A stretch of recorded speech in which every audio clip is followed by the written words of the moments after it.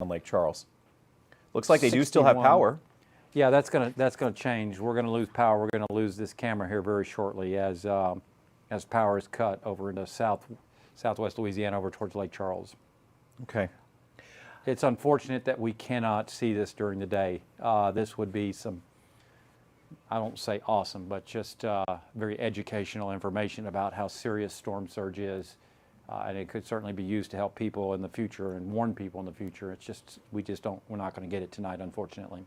Patrick, I'll let you check the data. I know you're expecting an update from the Hurricane Center here in the next couple of minutes as we approach the top of the hour. We're probably pretty close to that now, but again, 61 into Lake Charles and 39 wind gusts over towards Port Arthur. Dej, over to you. All righty, guys, we have an update from the Cajun Navy. We want to take it to Darren Tamble first and foremost, sir. How you holding up? How you doing? It's been a long morning. I started my shift in dispatch at 8 a.m. and I was expected to get off at 3 p.m. Oh, wow. And right now it's 11 p.m. So I pulled a double and they're going to let me get some sleep. I spent about 20 minutes taking a jambalaya break. And, but other than that, everybody's in good spirits. Our boots are on the ground getting ready to stage in various areas. We have dispatchers and volunteers in place, and we are ready to start the show. All right, let's back up a bit. For folks who may be new to the region, new to Southeast Texas, we don't want to take that for granted, that they may not be familiar with the Cajun Navy. Just give us a little background of the organization and exactly what you all do, Darren. Cajun Navy is a group of folks. We are customer service representatives. We are volunteer firefighters. We are ex-military. We are police officers. I'm a lighting and sound engineer. I do concerts for, concerts and lighting for special events. And we have everyday jobs.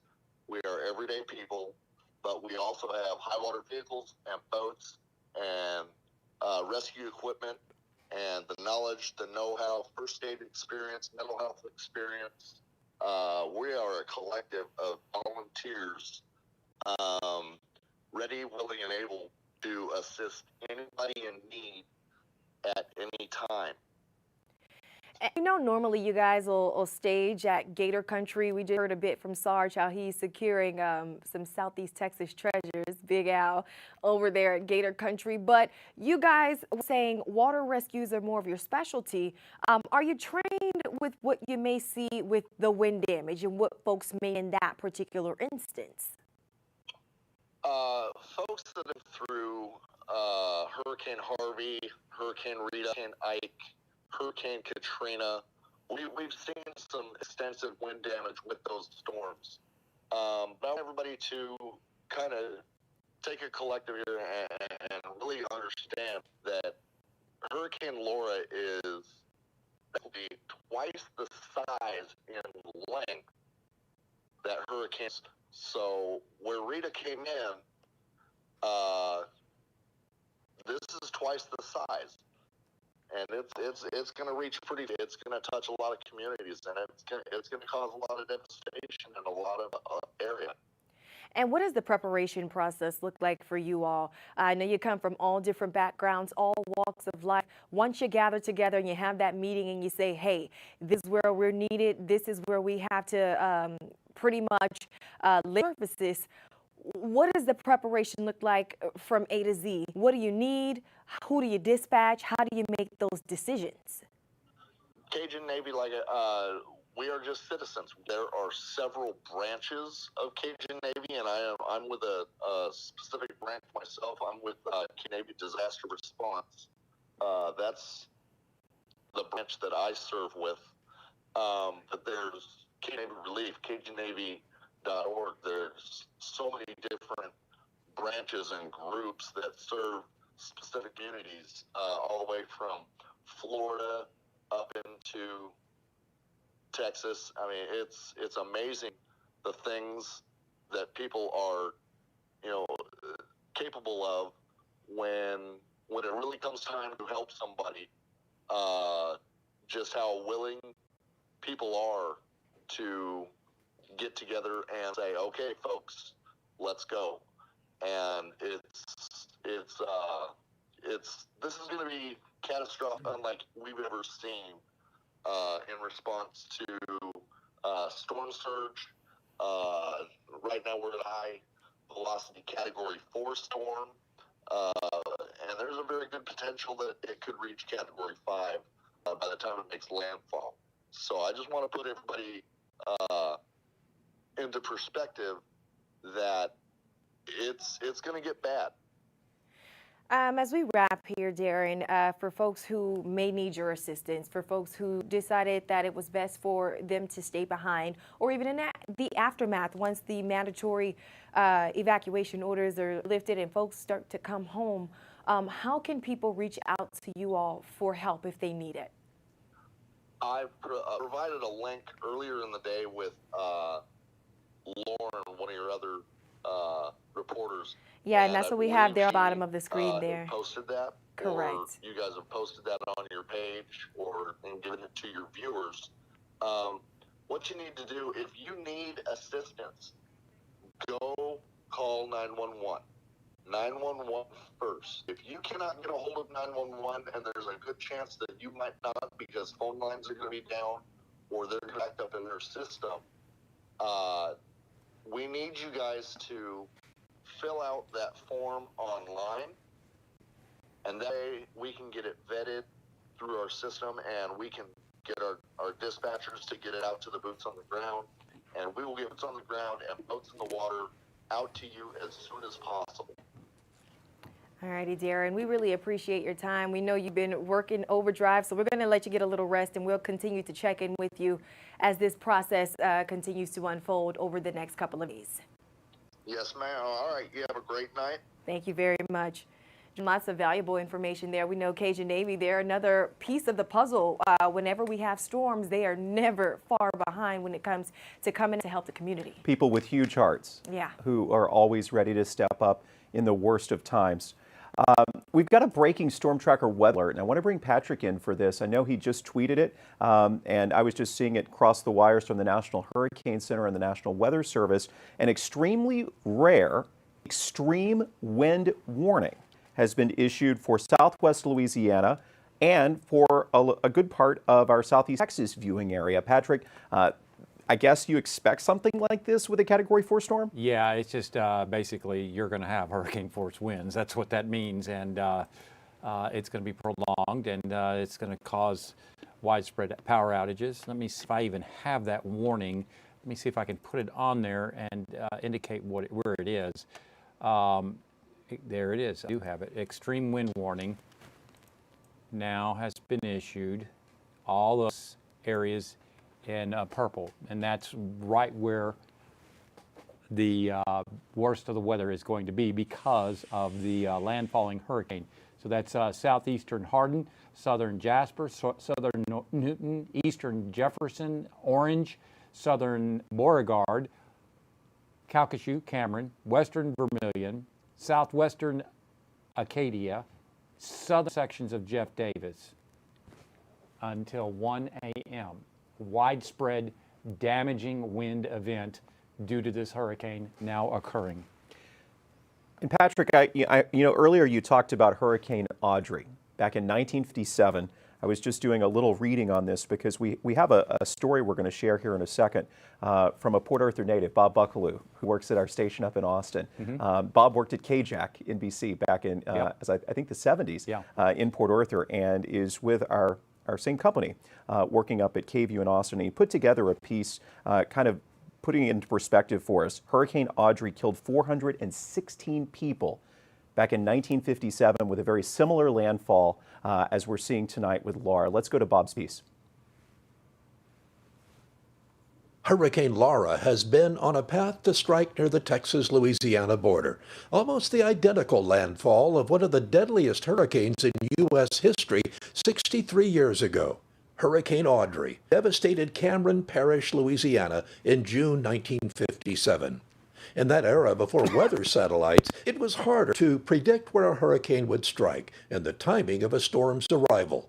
Only ground-based radar back then could capture a hurricane as it drew near the coastline. For the people of Cameron, it was too late to get to safety. More than 400 people died when the storm came ashore, a high death toll blamed on the incompleteness of evacuations when the storm suddenly increased its forward motion.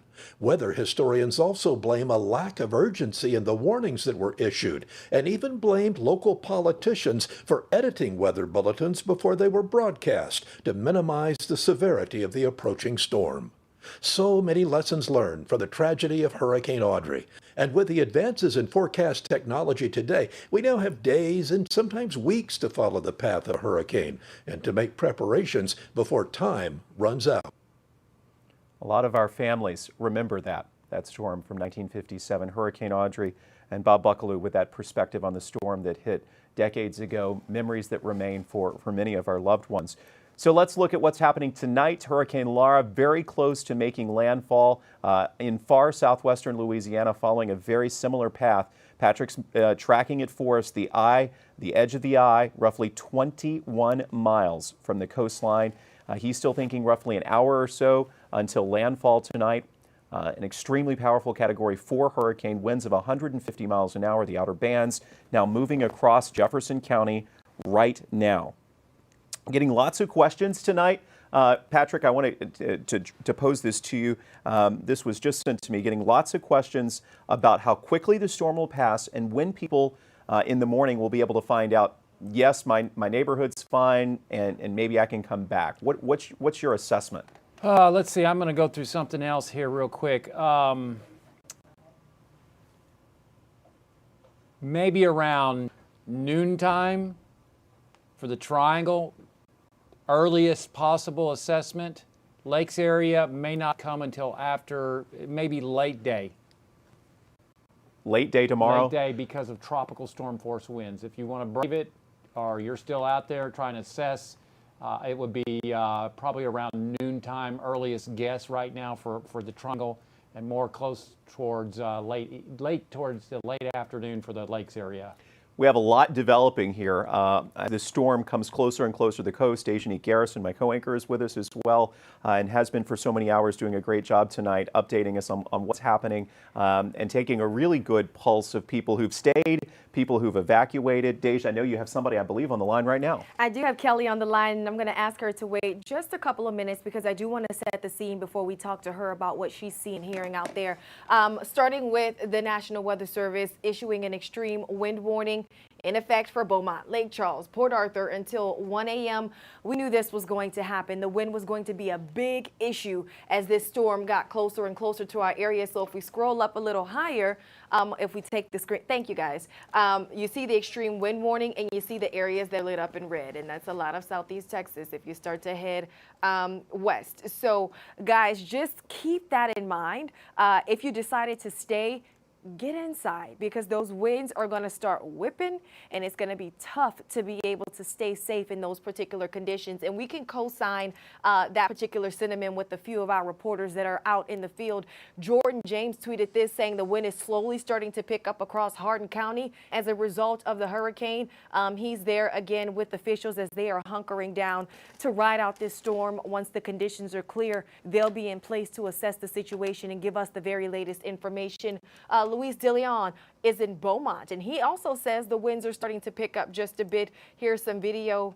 Parking lots empty. Looks like he's right off of 105, that Market Basket. Yep, that Waffle House. Definitely in that area, and no one's there. And that's exactly what we want to see. That's what the officials want to see. The mandatory evacuations put in place 2 days ago, and it really gave people the time they needed to pack their belongings, get what was important to them, create a game plan, and make it to safety. Again, the National Weather Service letting us know that even after nightfall, they have the tools to keep watch. They're going to continue to issue warnings. We're going to continue to pass that information along to you guys as the conditions start to progress. So now I want to go ahead to Kelly Lewis, who is in Groves, and she decided to stick it out with her family. Kelly, first and foremost, how are you all doing right now? We're doing great at the moment.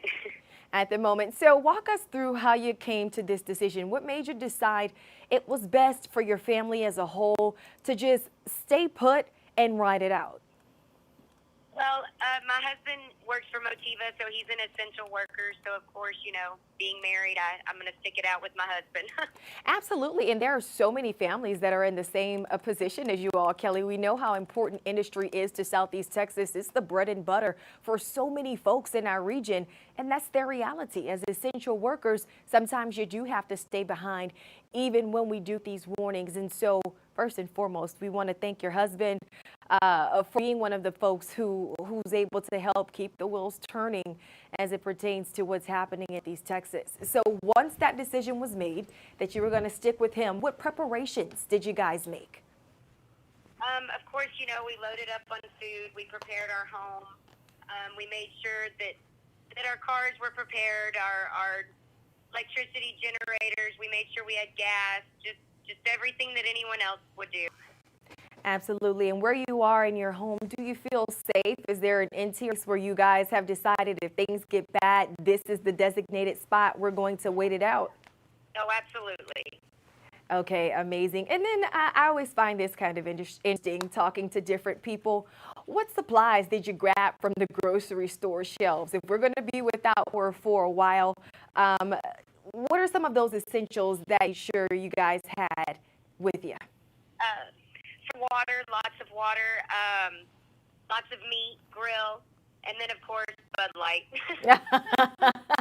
Gotta keep something to keep a G where it needs to be as something like this is passing through. I think it's also important just to touch base on recovery efforts. After this thing passes, you walk out, there may be some down trees, there may be no electricity. Are you guys also prepared to stick it out through that aftermath? Yes, of course. We have a track chainsaw. We made sure that we've got enough fuel for the chainsaw to help cut trees apart, move trees, to help the energy in so that we can get electricity up as quick as possible for our surrounding areas.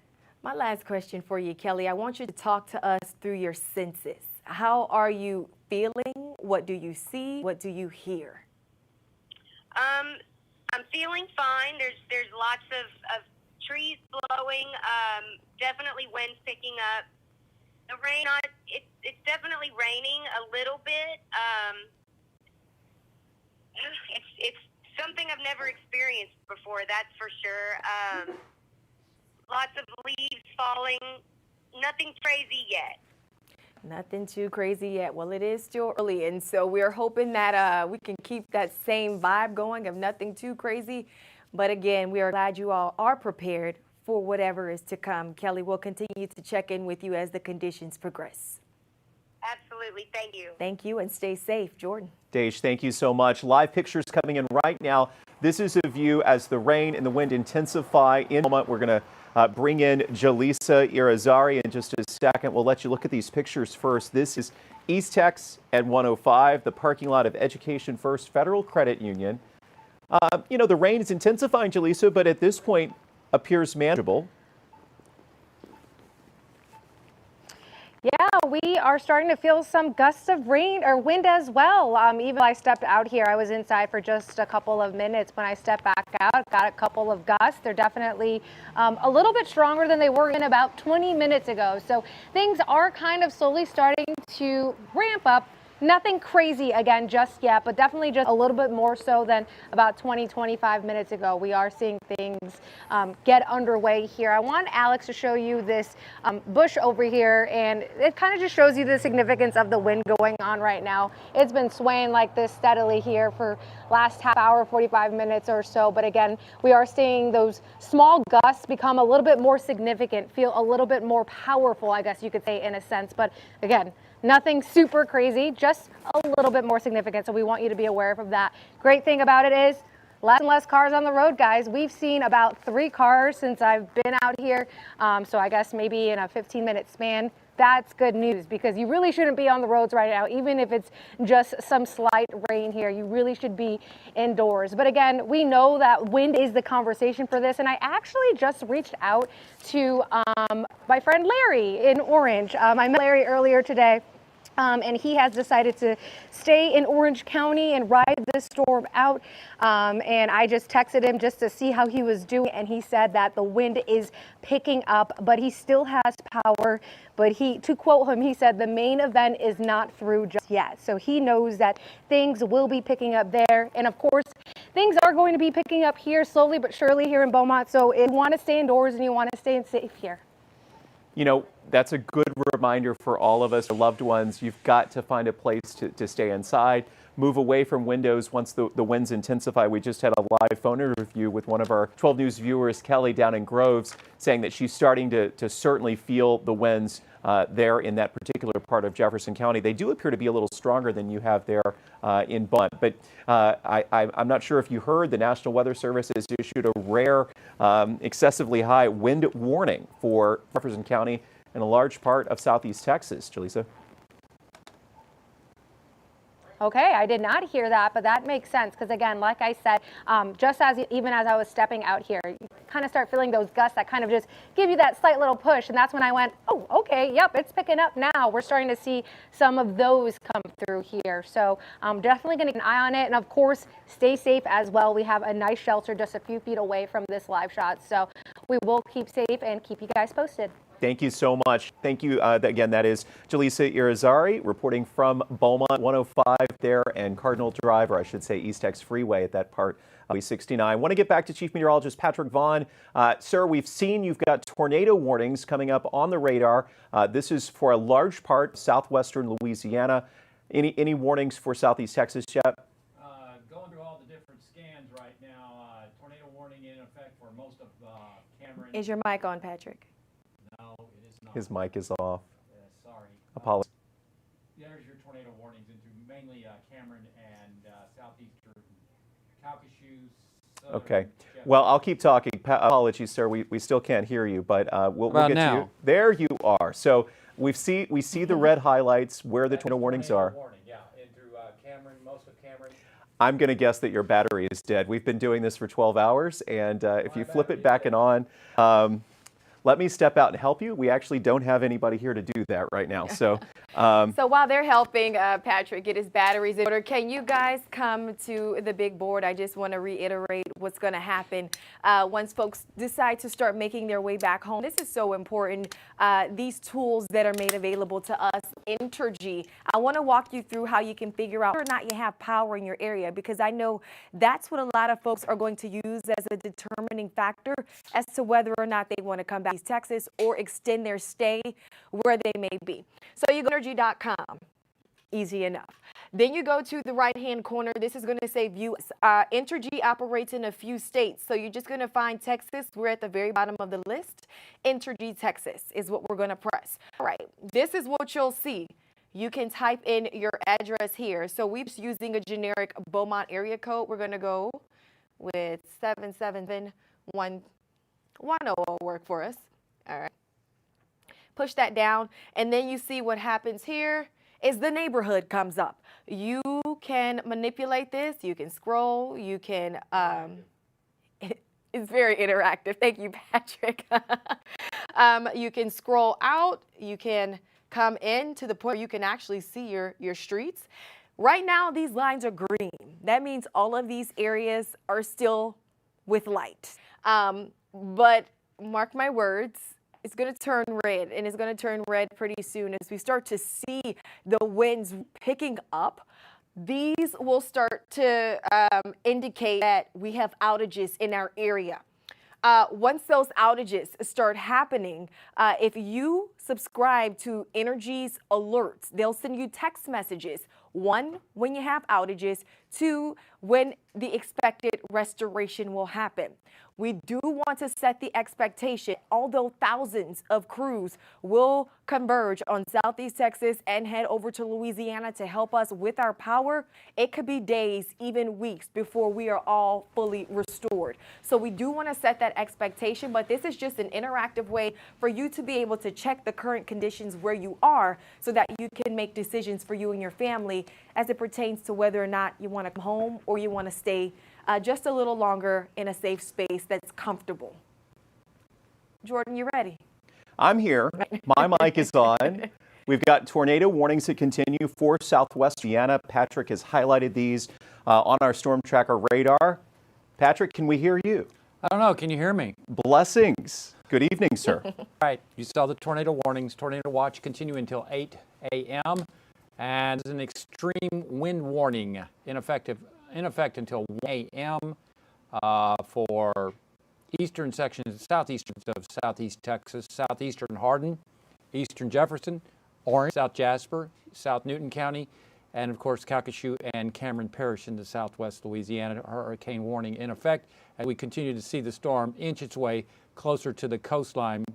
There you go, the eye getting very close to making a landfall right now as the storm is about to make landfall within the hour over towards Cameron, Louisiana, as then be moving. Let's do this. Let me increase this just to see. And we're about right here. Let's see. Yep, that's what I think. Maybe a little wider than that. But anyway, let's do this. Take the arrowhead off and go a little bit wider.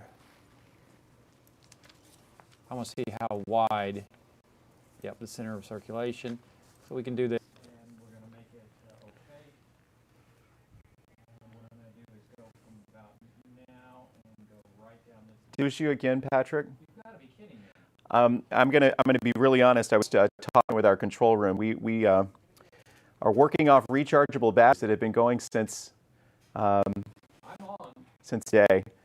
Can y'all hear Patrick in the control room? I am on. Okay. We have two working microphones, so I'm going to pass mine over to Patrick here for just a second. And while we do that, Adej, I will let you talk. Yes, guys, in the meantime, we have the mayor of Orange here on the phone, Larry Spears Jr., and someone we definitely wanted to talk to this evening because Orange is definitely a place that will feel the impact of Hurricane Laura, breathing a slight sigh of relief because, again, the track did shift slightly east, but still not out of the woods. First and foremost, Mayor, I want to know how you're feeling. Right now, we're sitting here and we're still praying and believing and asking the Lord to dissipate this storm, but we're holding strong. We're out here at Little Cypress High School, courtesy of Ms. Brister, the superintendent, and we're out here with our police department, our fire department, and some of our city staff, and we're just holding on and waiting to see what's going to happen. Okay, talk to us about some of the preparations that were in place. This isn't something that you just get in order, especially living on the Gulf Coast, especially situated where your city is. Talk to us about how you guys have been all season for this very event. Well, you know, as soon as it starts getting close to hurricane season, we start talking about what needs to be set in place, what needs to be purchased and ordered and prepared ahead of time. And so we talked about that several months ago. And I tell you, you sit there and you prepare for it, hoping that it doesn't happen. But you are very thankful that if it does happen, you have what you need. So I really, truly appreciate all of our city staff that have gotten us prepared for such a situation as this. Okay, when you talk about having what you need, Mayor, what does that mean? Talk to us about some of the resources that you have available. Yes, ma'am. So we just having adequate equipment, you know, the high rescue vehicles, up-to-date equipment that, you know, will not break down on you in a time of need, communication opportunities for all of your dispatchers and all of your officers and firemen out there. So, you know, cots, food, having a contract in place to feed people. And then, of course, my good friend, Mr. John Gauthier, our county judge, when he called the mandatory evacuation, our emergency management coordinator, Ms. Leanne Brown, had everything set in place for us to smoothly evacuate the citizens, and I'm very thankful to them both for all of their efforts. So let's talk logistics in terms that folks can understand. If we did a scale of 1 to 10, how confident are you in the infrastructure in the city of Orange to handle this size and this intensity of storm? It's kind of a tough question to answer because you never really know. Every storm that we've had has been something different. We've been through Harvey, we've been through Rio, we've been through all these other different types of storms. We've made a lot of improvements to our city, so I do feel very confident. But at the end of the day, it's like you really just don't know what's going to happen with all of these hurricane force winds. So we're just going to continue to pray and believe and have faith that all will be well in the morning. Absolutely. Are you pleased with the response from the mandatory evacuation order in the city? Do you feel like enough of the citizens actually listened, packed up, and moved out? Yes, ma'am. You know, we were very, very surprised. We only had around maybe 200 to 220 people needed to be evacuated. I truly think that the power of social media and all of the radar and the photos that were put out let people know, hey, this was a serious deal. And so we used social media to get the message out. And I'm very, very thankful for people who listened. And I'm just praying for those who didn't, but hopefully we'll be spared and we'll be able to check on them first thing in the morning. Mayor, let's talk current conditions. What's it looking like in Orange right now? Well, we're starting to get some moderate winds here over in the north side of Orange, Texas. A slight rainfall, and so far we haven't experienced the heavy eye that is to come. But we're starting to see some trees blow pretty hard, and like I said, slight rainfall. But we're just hunkering down and just holding tight, hoping that maybe this dissipates or weakens, and we can all get through this unharmed. Absolutely. And last question for you. For the folks who decided to stay, for the folks who are away and they're listening to us via YouTube or social media, what's the message you have for your people? We are Orange, Texas strong, and we put God first in all that we do. And I firmly believe that he's going to watch over us. And no matter what happens, we will rebuild and we will be better than we were the day before. That's definitely a theme that we've been hearing all day, all across Southeast Texas from all of the leaders. So we're standing in agreement with you there, Mayor Spears, and we'll continue to check in with you if you'll allow us to, so that we can continue to have up-to-date information about the current status of the city of Orange. Thank you so much, sir. Thank you so much. Bless you. All right, same to you. And Dejanique, as we've been doing that interview, we were seeing live pictures from our Orange Sky Cam on the right of your screen now. Live pictures including their Jaleesa Irizarry, a reporter from our sister station, Ken's TV in San Antonio, waving at us. And I'm glad that the spirits are high in Beaumont, even in a place where we have an excessive wind warning now in effect. This is for a large part of Southeast Texas. I know you're getting into position there, but I'm guessing you can hear me. Jaleesa, give us a bit of a snapshot. It certainly looks like the wind and rain have picked up just a bit since we checked 20 minutes ago. Absolutely, it most certainly has. I was just standing outside here just trying to gather some video for social media, and even in the, I guess, 2 minutes that I was standing out there trying to get some video, if the wind on my back, some gust really just come through, and the rain kind of picking up on my back right now too. My rain jacket is absolutely soaked now because of those wind gusts. So yes, we are seeing a amount of rain come down. It's really light, but it is steady. So it is significant. It is wet on the roads, that's for sure. And in regards to wind, we are seeing those wind gusts up as well fairly significantly. I don't know if Alex can pan over to those bushes over there. That's kind of been my indicator for the last hour or so of just how the wind has been coming around. Just seeing those bushes really kind of sway back and forth is really a big indicator for us of just what we're seeing right here. But again, just what we're feeling too. You feel those gusts and it kind of just takes you just a bit and you adjust to that. Nothing incredibly powerful, but again, it is of some significance, especially since we haven't seen rain like this since about 1 p.m. earlier today. So again, yeah, decent amount of rain and wind here. Again, slowly and surely picking up here as we get closer and closer to Hurricane Laura making her way here to Beaumont. All right, Jaleesa, wonderful update on what's going on there. A lot of us watching very carefully.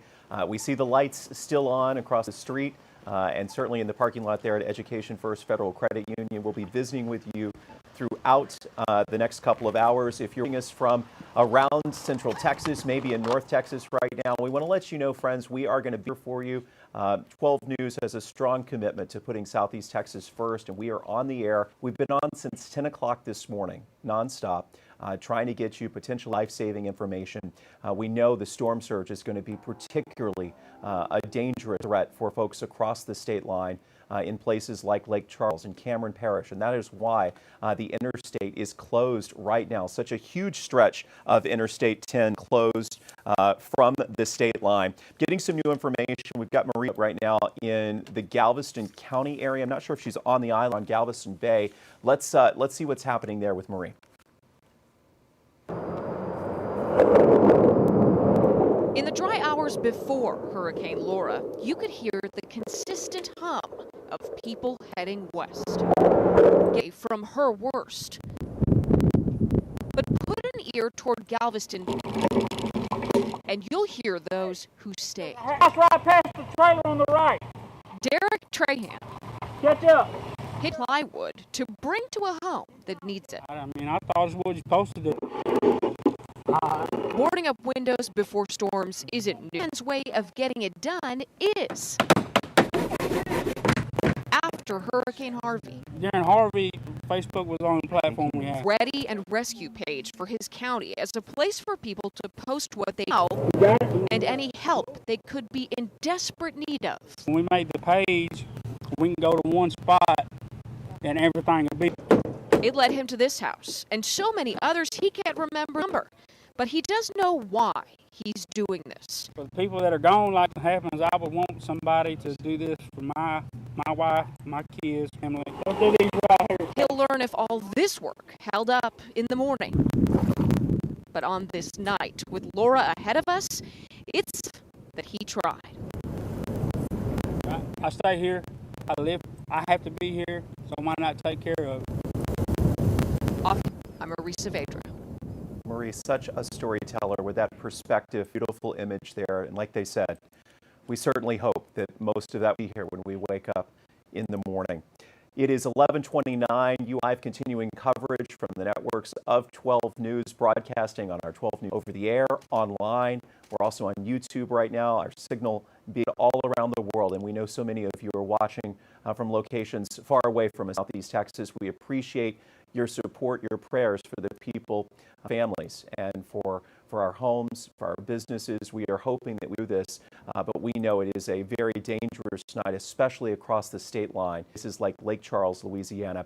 Chief Meteorologist Patrick Vaughn is back in our Storm Tracker Center. I want to bring him back in as we hit the bottom of the hour here. Tell us what you're seeing in terms of the winds and really when the rain you expect will continue to pick up. Yeah, just updating the latest on the extreme wind warning for portions of the Triangle and for southwest Louisiana.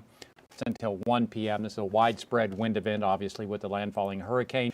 And as we take a look at Doppler radar, the eye wall, let me stop it.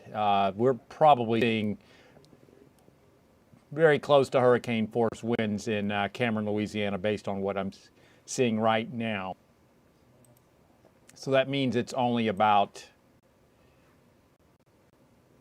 within 15 miles of fall. So shortly before midnight, it ought to make landfall very close to Cameron, Louisiana.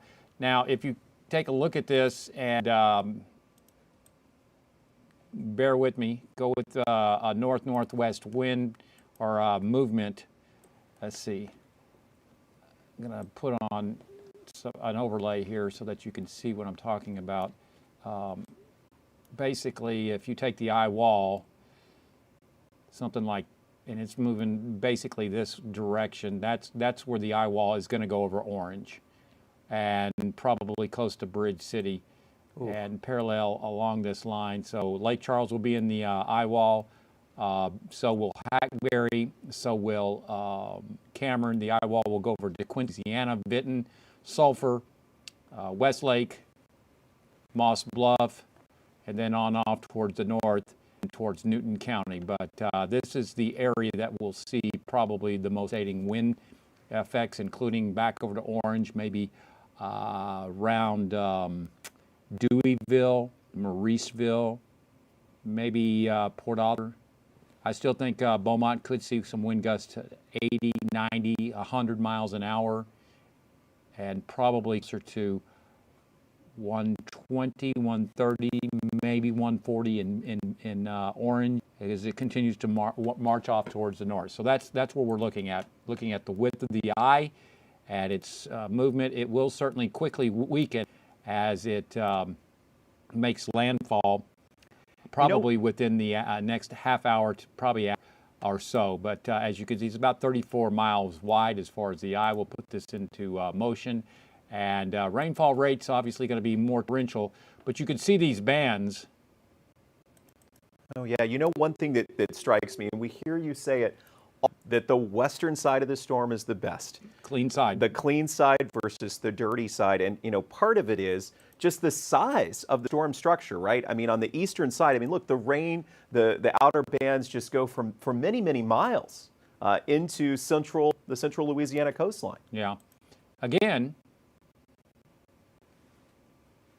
it's a little bit of a lag here, but you're going to see if I take and draw on here.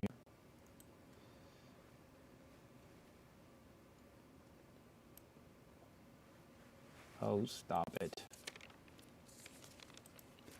If I bisect this storm and go like this, now the rain is quickly expanding up towards the north.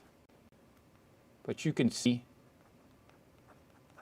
the heaviest and the most intense rainfall with these bands, these feeder bands. That's where you're going to see the real potential for issues with flooding and the heaviest fall. But you can see these bands rotating around. Those are the feeder bands.